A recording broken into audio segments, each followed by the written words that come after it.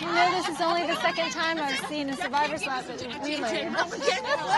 It's just incredible. Doesn't matter how many times you see it. I'm up to 11 now, and it's still beautiful.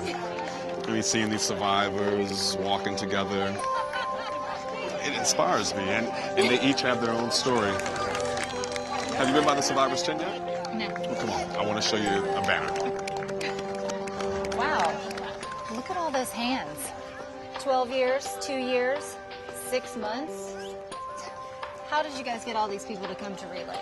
Oh, well, we asked the medical community, faith-based organizations, beauticians, to invite survivors and their caregivers who they interacted with to come out as their guests at relay. The people who were invited other survivors and their caregivers. Like Jane there.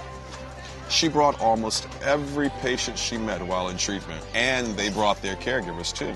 That's cool. We put a lot of effort into finding survivors and their caregivers because they're both so very important to relay. Because that's why we're walking. Yes. I understand honoring the survivors, but why the caregivers? Well, all of these hands here have had someone to care for them, to support them in their journey. Survivors tell us all the time that their caregivers are a critical part of their cancer journey. A lot of them consider their caregivers as cancer survivors too. So we want to create a place at Relay where the survivors can thank their caregivers. Like Bill, his sister Mary was his caregiver. Every year they walked together. And Emily, her father was her caregiver. He comes in from Alabama every year to walk with him. And what about the caregivers who've lost someone? Well, we want them to come too. See, it's at Relay that they'll find others who have had a similar journey and they can find healing. All caregivers are the hands of Relay for Life. The survivors are the heart. I get it now.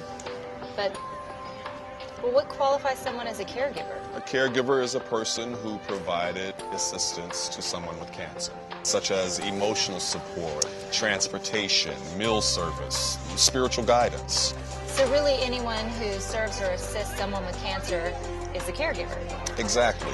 So together with the survivors, the caregivers show us The lives we touch, the struggles overcome, the dawn after a night of walking. They are all physical representations of service, solidarity, strength. These are the things we can celebrate individually, as a team, and as a Relay community. So building an environment for caregivers and survivors isn't just a good idea. It's the foundation of how Relay for Life works. Yes. That's awesome.